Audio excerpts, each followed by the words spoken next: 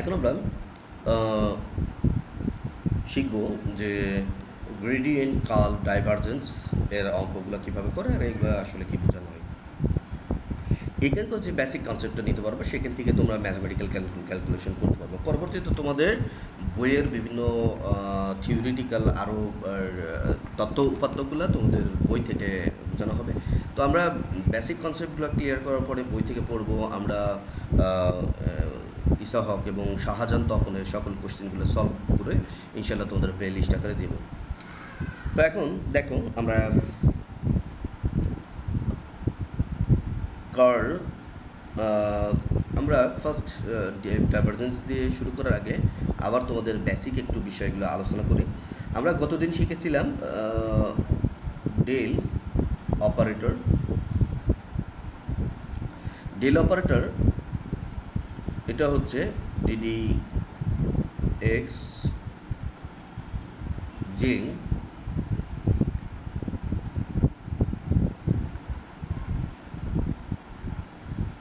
যে এর সাথে আমরা ডিডি ওয়াই লিখি কে ডিডি জেড, এটাই হচ্ছে ডেল অপারেটর। যাই হোক আমরা ডেল অপারেটর দিয়ে আজকে এর প্রয়োগ শিখব। তার আগে তোমাদের একটুখানি কয়েকটা বিষয় মনে করে দিই। সেটা হচ্ছে d d x x to the power n, মানে হচ্ছে আমরা জেনেছিলাম যে x to the power n minus one, সামনে এনটা গুণ হবে। তারপর আমরা শিখেছিলাম যে ডিডি এক্স যদি c x to the power n হয় তাহলে আমরা সিটাকে বাইরে দেবো, এক্স টু দি পাওয়ার এনকে ডিফারেন্সিয়েশন করলে যেটা হয় সেটা আমরা লিখব।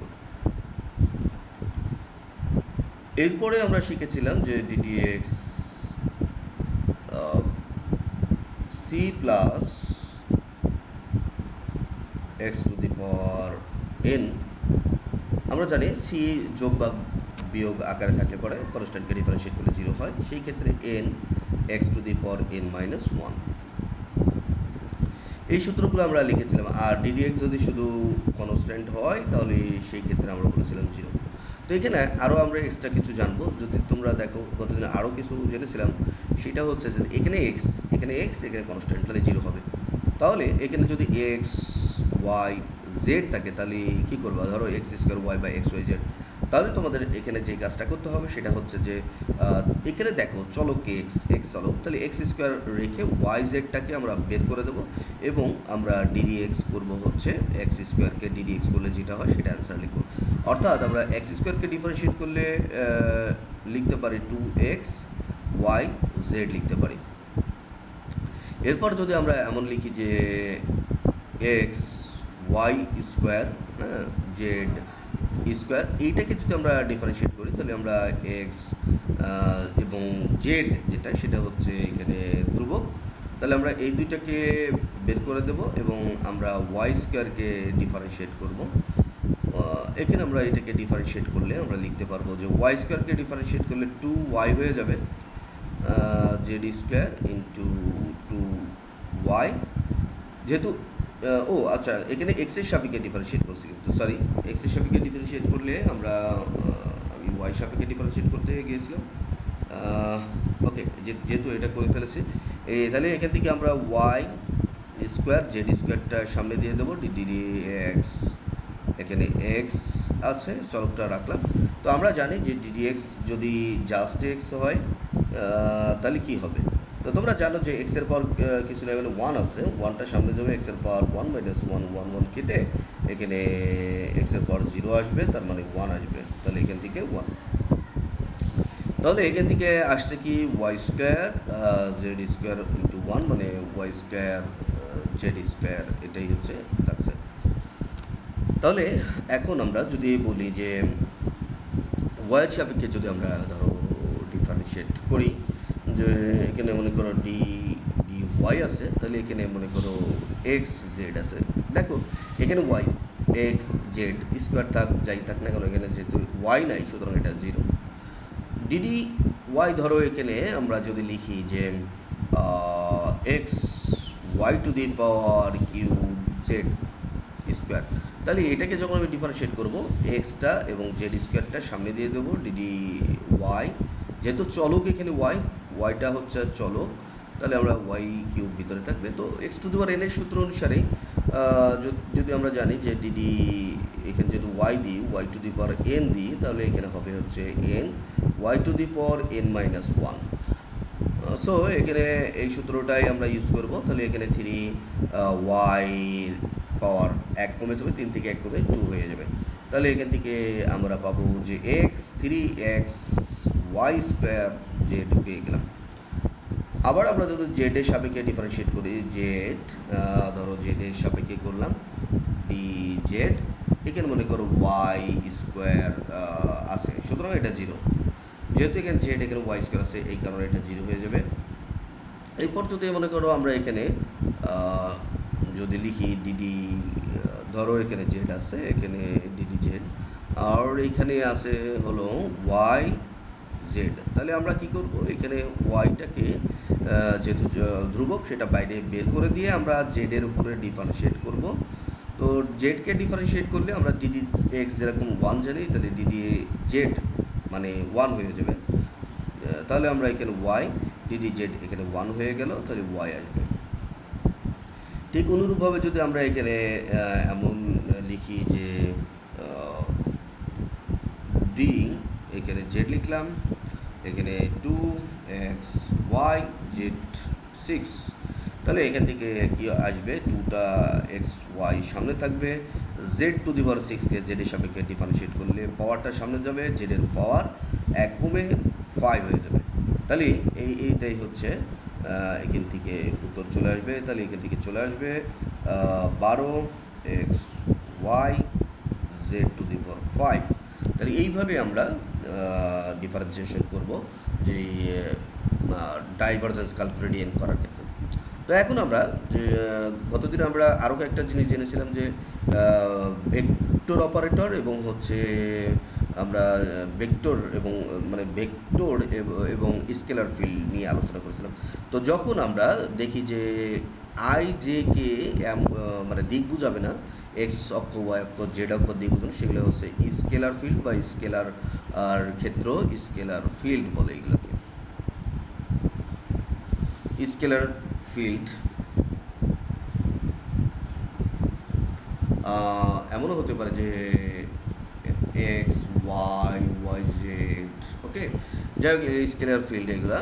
আর ভেক্টর ফিল্ড হচ্ছে যে যদি আমার এখানে এফের উপরে এক্স আছে আই আছে, মানে এক্স অক্ষ বরাবর মানটা হচ্ছে এক্স অক্ষ আইদার এক্স অক্ষ বরাবর মান এক্স, ওয়াই স্কোয়ার দেওয়া আছে, এটা এখানে যে তার মানে ওয়াই অক্ষ বরাবর মান ওয়াই স্কোয়ার, এমনভাবে যদি দেওয়া থাকে তাহলে আমরা বুঝবো যে আইজেকে দেওয়া আছে, এটা হচ্ছে ভেক্টর ফিল্ড, এগুলো হচ্ছে vector field.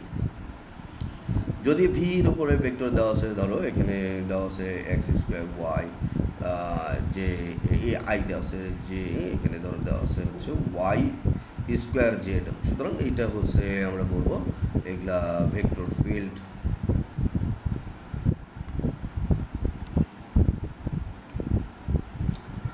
Vector field.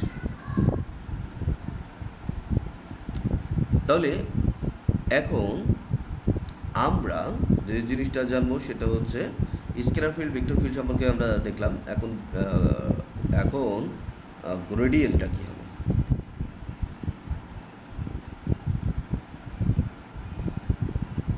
Gradient হচ্ছে কোনো একটা স্কেলার ফিল্ডের হ্রাস বা স্কেলার রাশির হ্রাস বৃদ্ধি বোঝানোর জন্য এই গ্রেডিয়েন্ট ব্যবহার করা হয় স্কেলার রাশির হ্রাস বৃদ্ধির জন্য।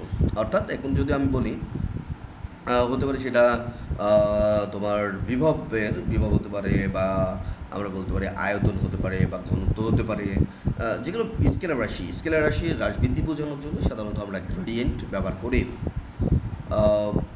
ওকে, আমরা এখন এই যে গ্রেডিয়েন্টের কীভাবে কাজ করে এবং গ্রেডিয়েন্ট সাধারণত স্কেলার ফিল্ডের উপর কাজ করে।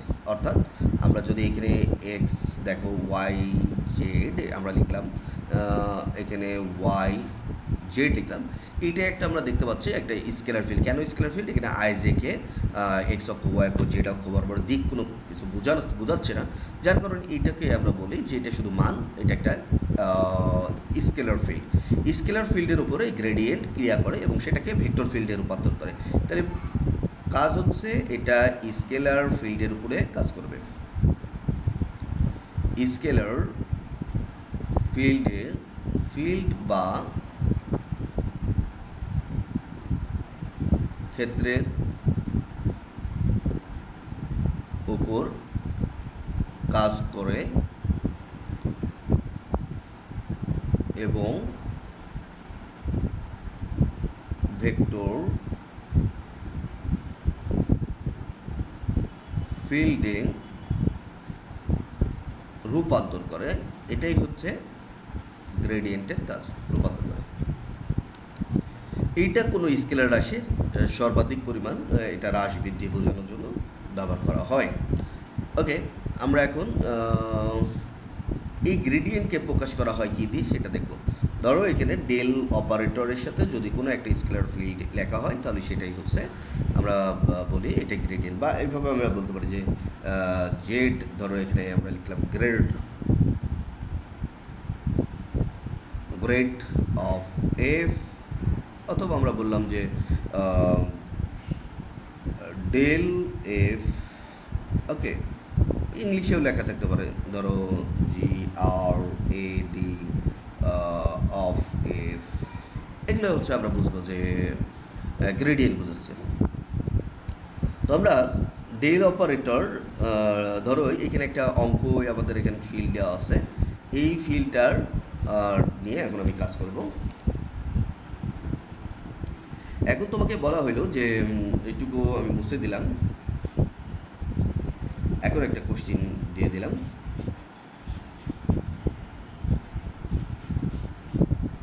ধরো এখানে একটা স্কেলার ফিল্ড দেওয়া আছে, তো এখন আমাদের যদি বলে এত এটা দেওয়া আছে ইকুয়ালটা, তো এফ এর গ্রেডিয়েন্ট কত?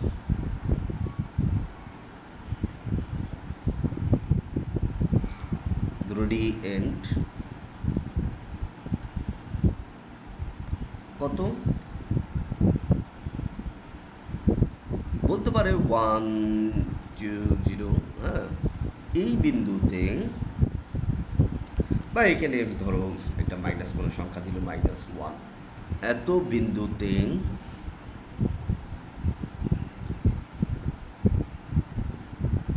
গ্রেডিয়েন্ট কত?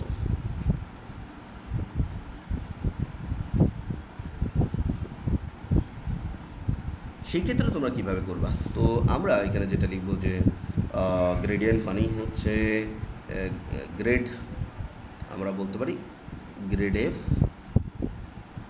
শর্ট ফর্মে আমরা লিখলাম। এইটাকে আমরা ডেল অপারেটর এফ লিখতে পারি। এখন ডেল অপারেটর মানে তো তোমরা জানো, I D D X J DD Y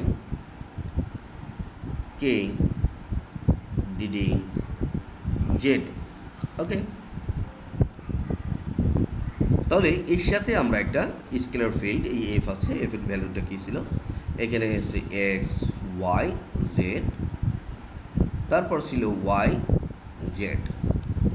তাহলে আমরা এখন যে কাজটা করব সেটা হচ্ছে এই এক্স ওয়াই জেড আমরা কীভাবে লিখব। তার আগে তোমাদের একটা জিনিস বলি, যদি তোমাদের এমন থাকে যে হ্যাঁ ডেল অপারেটরের সাথে মনে করে এখানে একটা ফাই আছে, তাহলে এইটাকে তুমি কিভাবে লিখতে পারবা? এটাকে তুমি লিখতে পারো আই ডিডি এক্স, এখানে যে ডিডি ওয়াই কে ডিডি জেড, এর সাথে তুমি ধরো ফাই লিখলা, ফাই একটা স্কেলার ফিল্ড। তাহলে এর পরের লাইনে কিন্তু তুমি এভাবে লিখতে পারো যে DD X phi J D D X D D Y phi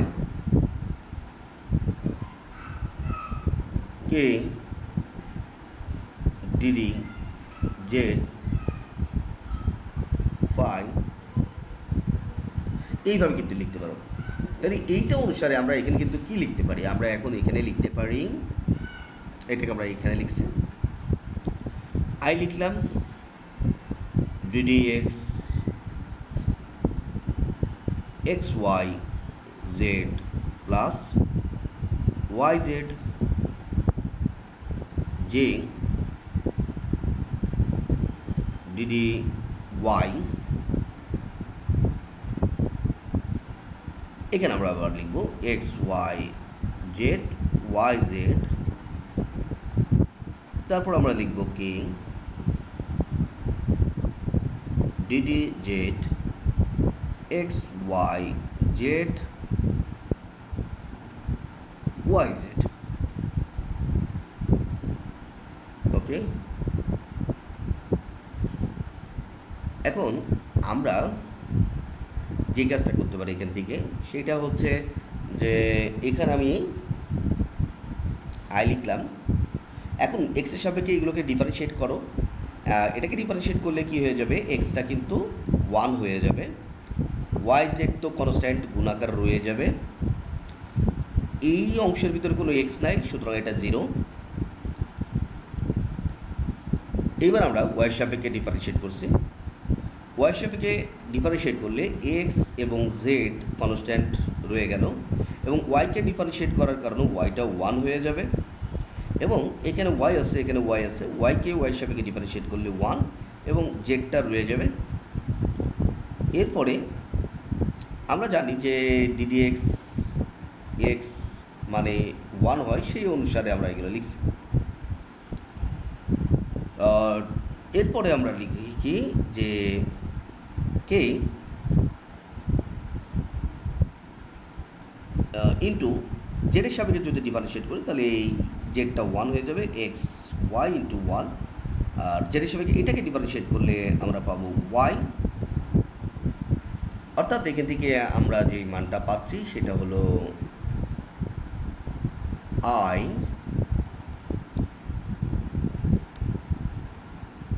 Y Z J X Z plus Z K X Y plus Y. Okay, তাহলে আমরা এইটাই হচ্ছে আমাদের যে গ্রেডিয়েন্ট করতে বলছে সেটা হয়ে গেল। এখন তোমরা দেখো যে আমরা গ্রেডিয়েন্ট করার পরে আই জে কে অর্থাৎ একটা ভেক্টর ফিল্ড পেয়ে গেছি, তাহলে আমরা গ্রেডিয়েন্টের মাধ্যমে কোনো একটা স্কেলার ফিল্ডকে ভেক্টর ফিল্ডে রূপান্তর করতে পারি। তার মানে গ্রেডিয়েন্টের অ্যান্সারটা অলওয়েজ কি ভেক্টর ফিল্ড, মনে রাখবা গ্রেডিয়েন্টের অ্যান্সার কি ভেক্টর ফিল্ড। তাহলে এখন তোমাদের আরেকটা কোশ্চেন এখানে ছিল, সেটা হচ্ছে যে এখানে ছিল, আচ্ছা আমরা প্রিভিয়াস পেজ যাই, এখান থেকে আমরা আমাদের একটা কোশ্চেন দিচ্ছে 1 2 -1, অর্থাৎ এটা এক্সের মান, এটা ওয়াইয়ের মান, এটা জেডের মান। তা আমরা যদি এই যে এখানে এক্স ওয়াই জেডের পরিবর্তে এই মানগুলো বসিয়ে দিই তাহলে কি হবে দেখি। আমরা প্রয়োজনে এটুকু মুছে দিলাম, তাহলে এখানে আমরা এটার মানটা বের করে নিই। তাহলে এখানে আমরা লিখতে পারি যে del f z f equal to, আমরা এখান থেকে লিখতে পারি যে কী লিখতে পারি, দেখো এই যে এখানে আমার ওয়াইয়ের পরিবর্তে কী বসাতে পারি 2, জেডের পরিবর্তে -1 বসাতে পারি। তাহলে এখানে আমরা আই ইন্টু 2 ইন্টু 1 -1, তারপরে আমরা এখানে যেটা বসাবো এক্সের পরিবর্তে আমরা 1 বসাই, জেডের পরিবর্তে -1 বসাই। ওকে, এখানে আমাদের কী ছিল, এটা হচ্ছে -1 কিন্তু, হ্যাঁ, আর এই জায়গাতে আমরা লিখতে পারি জেড জেড মানে -1। ওকে, -1 দিলাম। তো এখানে আমাদের যে ছিল এরপরে আমরা এখান থেকে লিখতে পারি যে এক্স এর মান 1, 2, জেড এর মান -1। ওকে, এখানে আমরা কে দিলাম, এখান থেকে আমরা লিখতে পারি 2i, এখানে -2i। এরপরে আমরা লিখতে পারি যে দেখো এখানে আমাদের -1, 1 গুণ করলে -1, আর এখানে -1, তাহলে কি আসবে -2j। এরপরে আমরা এখান থেকে পাচ্ছি 2, 2 থেকে 1 বাদ যাবে, তাহলে এখান থেকে আমরা পাচ্ছি হচ্ছে কে। তাহলে আমরা এই বিন্দু দেওয়া থাকলে এরকম এক্স ওয়াই জেড এর পরিবর্তে এই মানগুলো আমরা যেই ডাইভারজেন্স করার পরে অর্থাৎ যেই ভেক্টর ফিল্ড পাবো সেখানেই আমাদের এক্স ওয়াই জেড এর মান বসিয়ে আমরা যেটা পাবো সেটাই হচ্ছে ওই বিন্দুতে গ্রেডিয়েন্টের মান। তো এইভাবে তোমরা গ্রেডিয়েন্টের ক্যালকুলেশনটা করতে পারবা। এরপরে দেখো যে আমরা নতুন পেজ নিই, এখন আমরা ডাইভারজেন্স নিয়ে আলোচনা করব।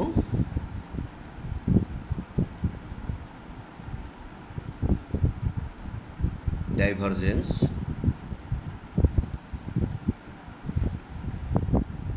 তো ডাইভারজেন্স নিয়ে আলোচনা করার আগে ডাইভারজেন্স আসলে কী করে সেটা জানি। তো ডাইভারজেন্স হচ্ছে কোনো একটা ভেক্টর ফিল্ডের উপর কাজ করবে, এটা হচ্ছে ভেক্টর ফিল্ডের উপর কাজ করে, ভেক্টর ফিল্ডকে বা ভেক্টর ক্ষেত্রকে স্কেলার ফিল্ডে রূপান্তর করে। স্কেলার ফিল্ডে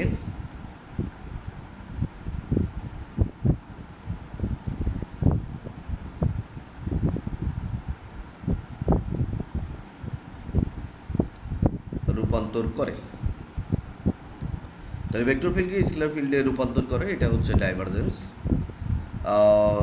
ডাইভারজেন্স এটা যদি ডাইভারজেন্স দেখো ধনাত্মক, মনে করো ডাইভারজেন্স ধনাত্মক হয়, ডিআইভি আমি শর্ট করে প্রকাশ করলাম, ডিআইভি মানে ডাইভারজেন্স যদি কি হয় কোনো একটা ভেক্টর ফিল্ডের ধরো ডাইভারজেন্স কি আছে পজিটিভ, তাহলে এইটার দ্বারা বোঝাবে আয়তন। দেখো এই ধনাত্মক ডাইভারজেন্স, আসলে ডাইভারজেন্স হচ্ছে 3 ধরনের ডাইভারজেন্স, আমরা সেইভাবেই আলোচনা করি, এইটাই আমাদের জন্য ভালো হয়। তাহলে ডাইভারজেন্স কয় প্রকার, মানে 3 ধরনের ডাইভারজেন্স আছে। একটা হচ্ছে ধনাত্মক ডাইভারজেন্স, ধনাত্মক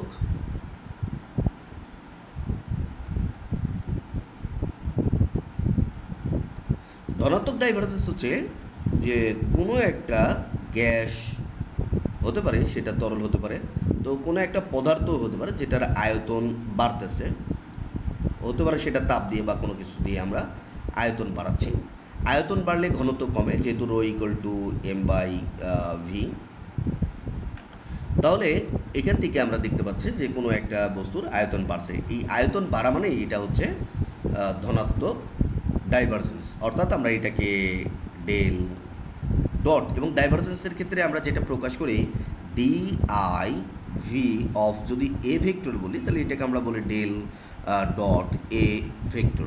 তাহলে ডেল ডট এফ ধরো ভেক্টর, এটা দ্বারা বুঝবো যে পজিটিভ, অর্থাৎ কোনো একটা মনে করো ক্ষেত্র বা কোনো একটা ভেক্টর ক্ষেত্র ক্যালকুলেশন করে আমরা পজিটিভ মান পেলাম, তখন আমরা বুঝবো এটা ধনাত্মক ডাইভারজেন্স। ধনাত্মক যখন ডাইভারজেন্স হয় তখন সেটা হচ্ছে আয়তন, ধরো আমি আরও শর্ট ফর্মে বোঝাই, আমরা এই যে আয়তনটা এখানে বাড়ে, আমরা যখন উপরের দিকে অ্যারো চিহ্ন দিব এটা তোমরা বুঝবে যে বাড়ে, আর ঘনত্ব এটা হচ্ছে ডিক্রিজ হয়। তাহলে এই ডাইভারজেন্সে, ধনাত্মক ডাইভারজেন্সে আমরা বলতে পারি আয়তন বাড়ে কোনো বস্তুর এবং সেখানে ঘনত্বটা কমে। এরপর আমরা ঋণাত্মক ডাইভারজেন্স নিয়ে আলোচনা করব।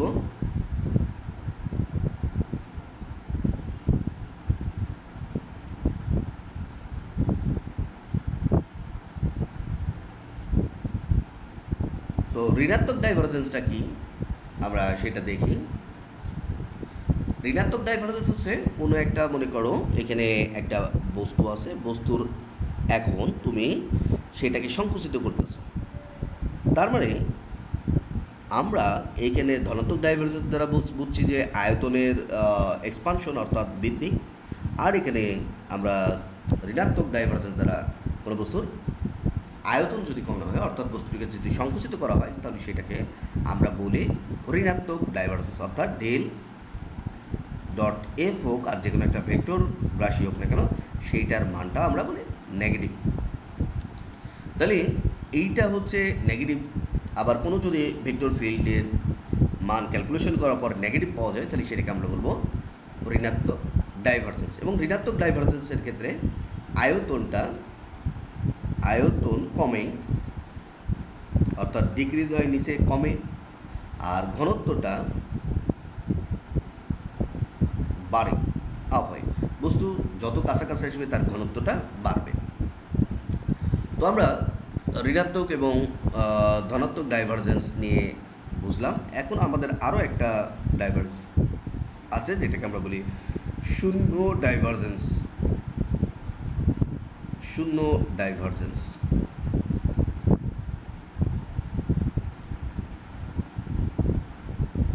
শূন্য ডাইভারজেন্স হচ্ছে কি?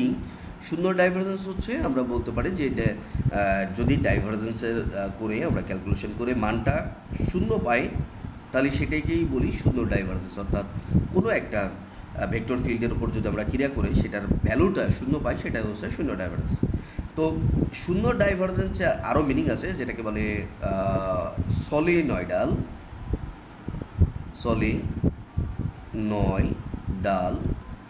সলিনয়েডাল মানে আমরা এমনও বলতে পারি চোঙ আকৃতির।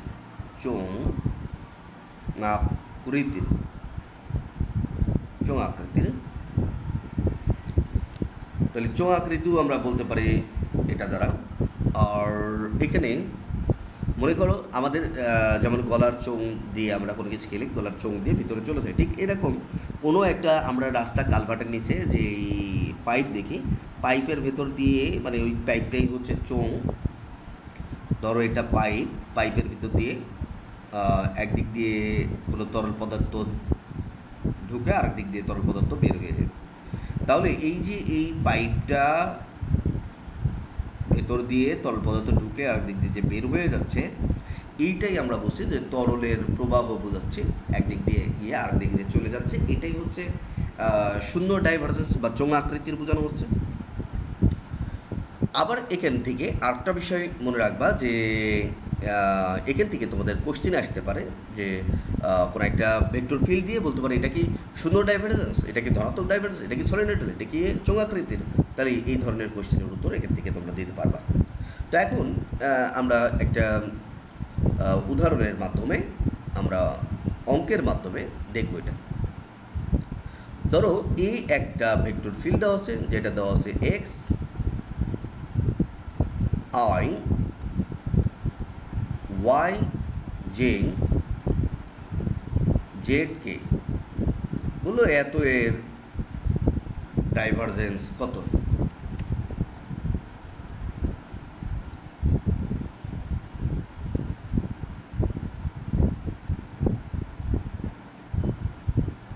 তাহলে আমরা এখান থেকে ডাইভারজেন্সটা করে ফেলি। তাহলে এখান থেকে আমরা লিখবো যে ডাইভারজেন্স মানে ডেল অপারেটর ডট এ। তাহলে এখান থেকে ডেল অপারেটর মানে কি সেটা লিখে ফেলি। ডেল অপারেটরের সূত্র যে ডিডি ওয়াই কে ডিডি জেড ডট এর ভ্যালুগুলো আমরা লিখি X I Y J Z কে।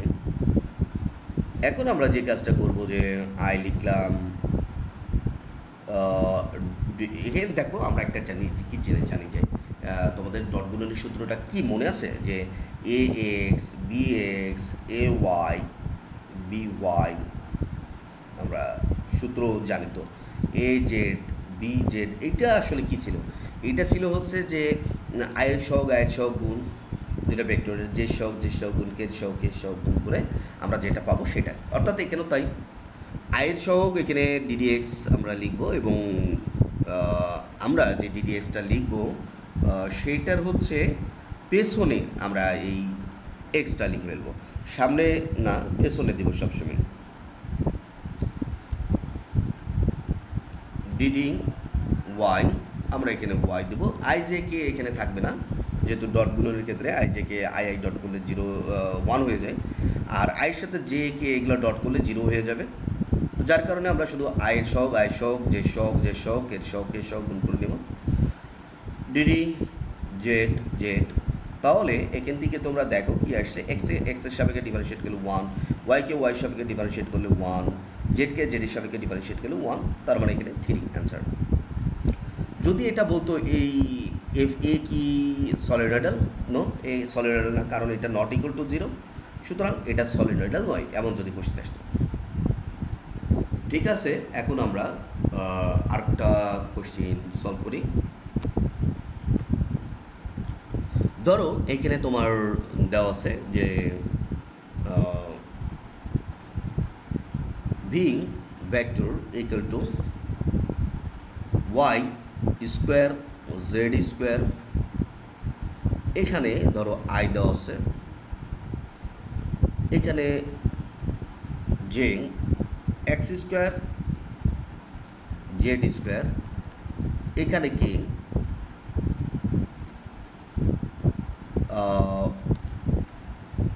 এখান থেকে আমরা লিখি যে এক্স কিউব ওয়াই। এখন তোমাদের কোশ্চেন হলো এত দেওয়া আছে, এত ইকুয়াল টু এত হলে বা এই যে ভি এর যে মানটা এত হলে বললো যে এত হলে ভি কি চোঙাকৃতির বা সলিনয়েডাল।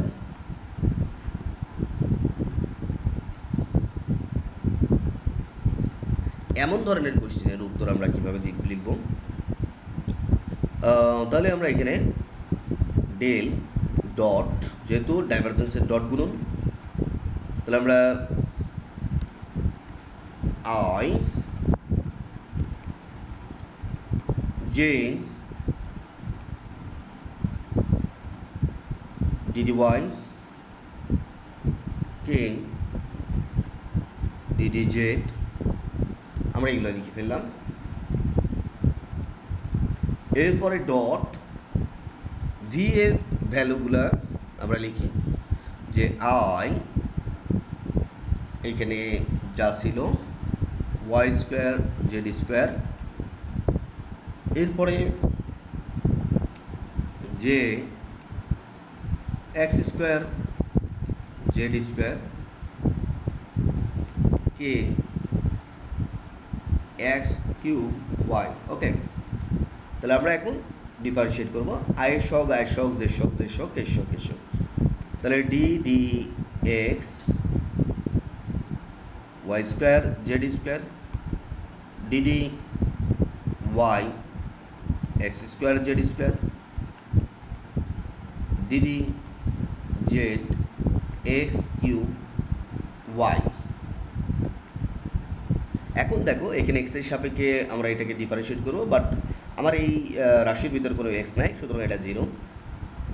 এখানে আমরা ওয়াই সাপেক্ষে ডিফারেন্সিয়েট করবো, এর ভিতরে কোনো ওয়াই নাই, 0 কনস্ট্যান্ট, তার মানে এগুলো জেডের সাপেক্ষে ডিফারেন্সিয়েট করবো, এর ভিতরে কোনো জেড নাই, 0। যেহেতু আমরা এই ডিফারেন্সিয়েশন করার পরে ভ্যালুটা 0 পেয়েছি, সুতরাং আমরা বলতে পারি এফ হচ্ছে, এফকে আমরা বলে ফেলি অতএব এফ এই ভেক্টর ফিল্ডটা হচ্ছে সলিনয়েডাল।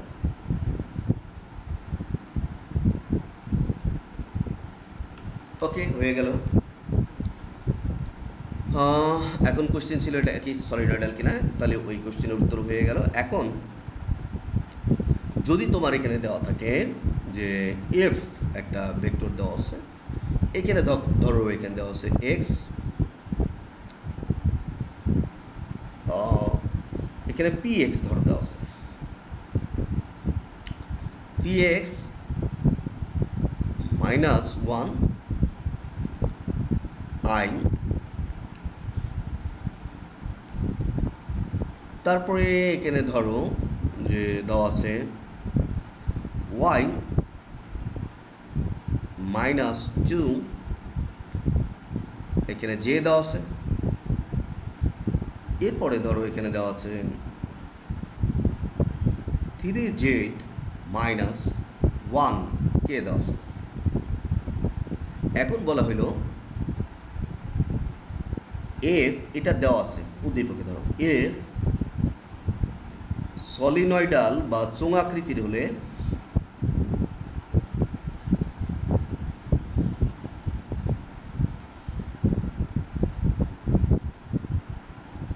চোঙাকৃতির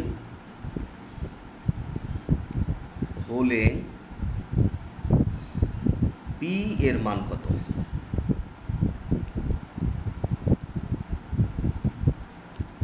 তাহলে আমরা এটা কিভাবে করব, আগের মতোই, যেহেতু এখানে বলে দিচ্ছে শর্ত চোঙাকৃতির বা সলিনয়েডাল, তাহলে আমরা এখানে শর্ত মতে আমরা বুঝেই গিয়েছি।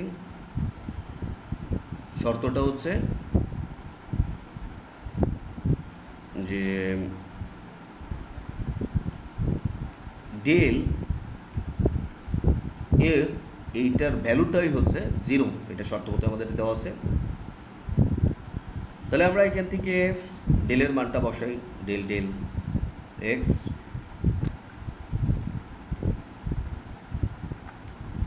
যে del del Y K del del Z dot being x minus 1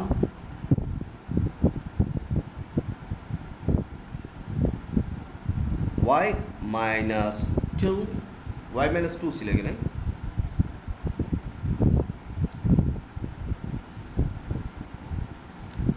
এরপরে হচ্ছে 3z minus 1, এখানে আমরা প্রয়োজনে সেকেন্ড ব্র্যাকেট রাখি, এখানে ডট গুণন আছে। ওকে, তাহলে আমরা এখন ডিডি এক্স করে ফেলি, D D X P X minus one plus D D Y Y minus two D D Z 3z minus one. Okay, তাহলে এখানে আইজেকে আর থাকবে না, এটা ইকুয়াল টু আমাদের ছিল হচ্ছে 0 0। ওকে, তাহলে এখান থেকে এক্সকে এক্সের সাপেক্ষে ডিফারেন্সিয়েট করলে আমাদের পি থাকবে, এটা তো 0 হয়ে যাবে। ওকে, আমরা ওয়াই সাপেক্ষে ওয়াইকে ডিফারেন্সিয়েট করলাম, তোমরা প্রয়োজন এখন লিখতে পারো, তাহলে এখানে 1 হয়ে যাবে, এটা 0 হয়ে যাবে, এটা 3 হয়ে যাবে, এটা 1, আর এর থেকে এটা আবার 0 হয়ে যাবে, ইকুয়াল টু 0। তাহলে এখানে পি মাইনাস, আচ্ছা 0 0 আবার লেখার দরকার নাই, এখানে 1 আর 4 যোগ করলে আমরা 1 আর 3 যোগ করলে 4 হবে, ইকুয়াল টু 0। তাহলে পির ভ্যালুটা হচ্ছে 4। তাহলে পি এর মান যদি 4 হয় তাহলে এই ভেক্টর ফিল্ডটা সলিনয়েডাল বা চোঙাকৃতির হবে, এটাই পির মান 4, এটাই হচ্ছে উত্তর আমাদের। হয়ে গেল আমাদের অঙ্ক। এখন আমরা কার্ল নিয়ে জানবো। কার্ল মানে তো তোমরা জানো, কার্লি হেয়ার, কার্ল মানে কো করানো, কার্ল এখানে টাইপের কার্ল বলতেই আমরা এখানে ঘূর্ণন বুঝি, বৃত্তাকারে ঘূর্ণন। এখানে আমরা কার্লকে প্রকাশ করি ডেল ক্রস দিয়ে, ডেল ক্রস কোনো একটা ভেক্টর ফিল্ডে আমরা এইভাবে লিখি কার্ল কার্ল যদি আমরা এরকম ভি লিখি তাহলে এটাকে এইভাবে লিখতে পারি। তো যাই হোক, কার্ল অফ ভি মানে এটা। তো কার্ল হচ্ছে এইটা কোনো ভেক্টর ফিল্ডের উপর ক্রিয়া করে আবার ভেক্টর ফিল্ডে রূপান্তর করে। তাহলে ভেক্টর ফিল্ডের উপর ক্রিয়া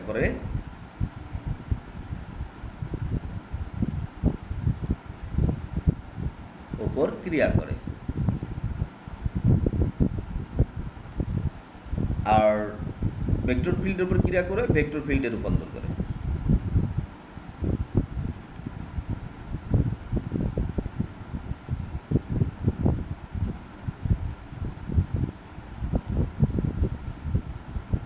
তাহলে কার্লের কাজ এটা। তো কার্ল দ্বারা আমরা ঘূর্ণনশীল কি অঘূর্ণনশীল এই বিষয়গুলো বুঝি। তো মনে রাখবা, কার্লের মান যদি del cross v equal to 0 হয়, এত হলে এটাকে আমরা বলি অঘূর্ণনশীল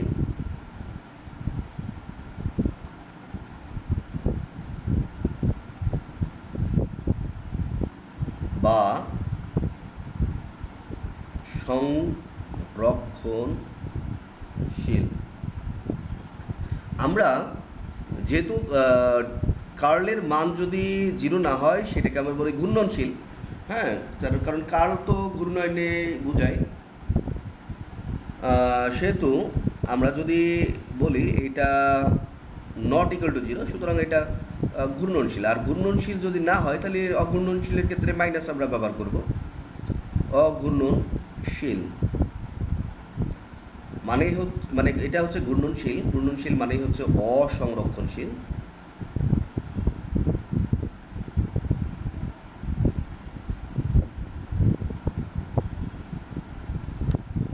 তাহলে ঘূর্ণনশীল মানেই হচ্ছে অসংরক্ষণশীল, আর ঘূর্ণনশীল মানে সংরক্ষণশীল। সংরক্ষণশীল মানে এটা হচ্ছে ফিক্সড হয়ে যায়, ধ্রুবক হয়ে যায়।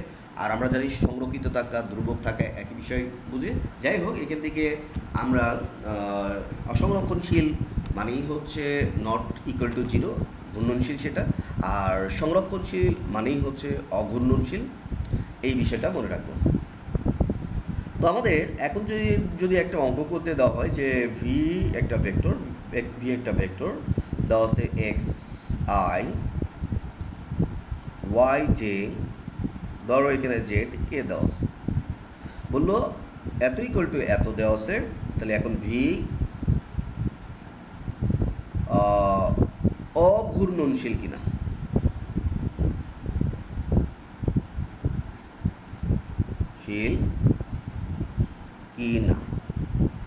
তাহলে অঘূর্ণনশীল কিনা এমন ধরনের কোশ্চিন যদি হয় তাহলে আমরা যে কাজটা করব, এখান থেকে আমরা যেটা লিখতে পারি v cross del cross v আমরা যদি লিখি,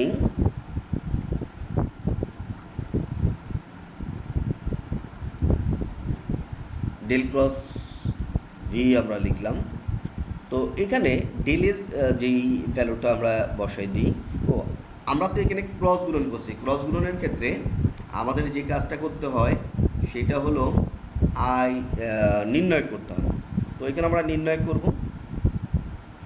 তো তোমরা জানো যে ক্রস মানে নির্ণয়কের মাধ্যমে সমাধান হয়। তো এখানে আমরা ফার্স্টে লিখছি ডেলের যেই ভ্যালুগুলো ছিল আয়ের সাথে যের সাথে কের সাথে যেই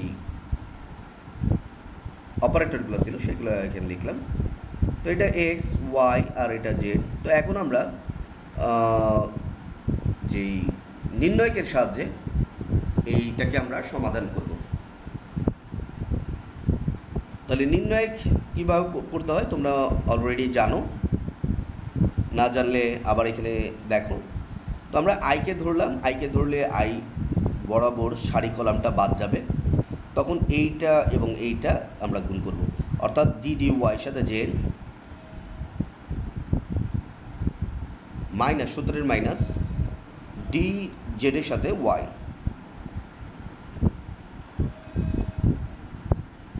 DD z y, second bracket use করো,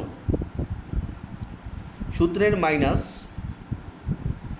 যে বরাবর সারি কলাম বাদ ডিডিএক্স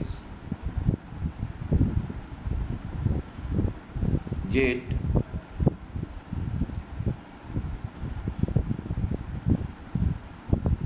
তারপরে হচ্ছে ডিডি জেড, এখানে আমরা এক্স লিখলাম। এরপর আমরা কে লিখলাম, কে বরাবর সারি কলাম বাদ দিয়ে দিলাম, ডিডি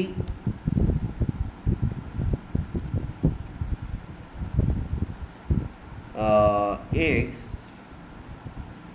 এটা ওয়াই, ডিডি ওয়াই এক্স। ওকে, তাহলে ডিফারেন্সিয়েট করার পরে আমরা এখানে দেখতে পাচ্ছি এটা আই, ওয়াই সাপেক্ষে জেডকে ডিফারেন্সিয়েট করলে 0 হবে, জেডের সাপেক্ষে ওয়াইকে ডিফারেন্সিয়েট করলে 0 হবে। তারপরে এখানে এক্সের সাপেক্ষে জেডকে ডিফারেন্সিয়েট করলে 0 হয়ে যাবে,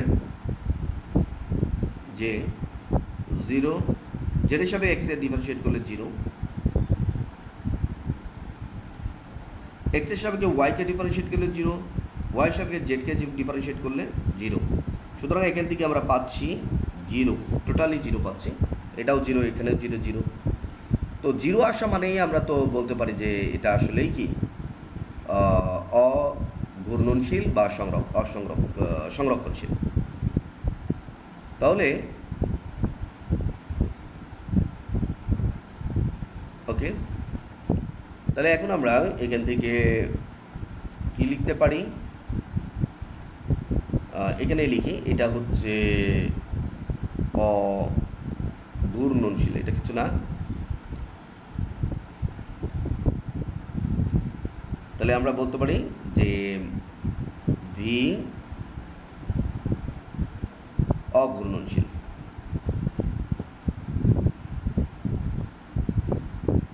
অঘূর্ণনশীল না বলে বলতে পারে যে সংরক্ষণশীল কিনা। তাহলে আমরা বুঝলাম যে বি ঘূর্ণনশীল।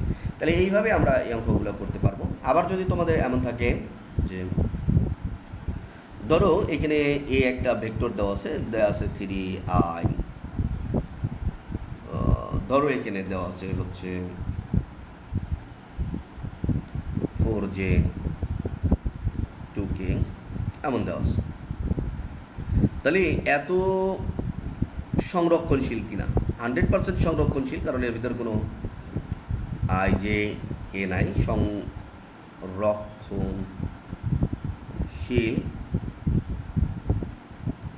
কি না কি। তো এই ধরনের উত্তরটা হচ্ছে আমরা একইভাবে লিখব, ডেল ক্রসে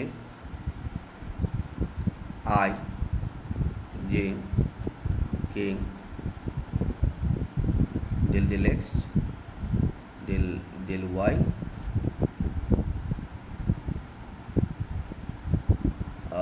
তারপর ডেল ডেল জেড, এখানে আমরা লিখব 3 4 2। তাহলে আমরা যদি আই নিলাম, এখন এই সারি কলাম বাদ দেবো, ওয়াইয়ের সাপেক্ষে 2কে ডিফারেন্সিয়েট করলে আমরা জানি 0 হবে, জেডের সাপেক্ষে 4কে ডিফারেন্সিয়েট করলে 0 হবে, সূত্রের মাইনাস যে ধরেছি, তাহলে এই সারি কলাম বাদ, এই যে বরাবর দ্বিতীয় নম্বর সারি কলাম বাদ, ডিডি এক্স এর সাপেক্ষে 2কে ডিফারেন্সিয়েট করলে 0, ডিডি জেডের সাহায্যে আমরা 3কে ডিফারেন্সিয়েট করলেও সূত্রের মাইনাস লিখে 0। তারপরে এখানে আমরা কে লিখলাম, এখানে দেখো এই কে বরাবর সারি কলাম বাদ দিলাম, তাহলে আমরা এখানে এক্সের সাপেক্ষে 4কে ডিফারেন্সিয়েট করলে 0 পাবো, ওয়াইয়ের সাপেক্ষে 3কে ডিফারেন্সিয়েট করলে সূত্রের মাইনাস, এবং ওয়াই সাপেক্ষে 3কে ডিফারেন্সিয়েট করলে 0। তাহলে এখানেও 0, এটাও 0, এটাও 0, অর্থাৎ এখানে আমরা 0 পাইলাম, অর্থাৎ একটা নাল ভেক্টর পাইলাম। তো আমরা 0 মানে আসলে এটা নাল ভেক্টর লিখতে হয়, এটা মনে রাখবা, এটা হচ্ছে সংরক্ষণশীল। তার মানে আমরা বলতে পারলাম যে এখানে এটা হচ্ছে সংরক্ষণশীল।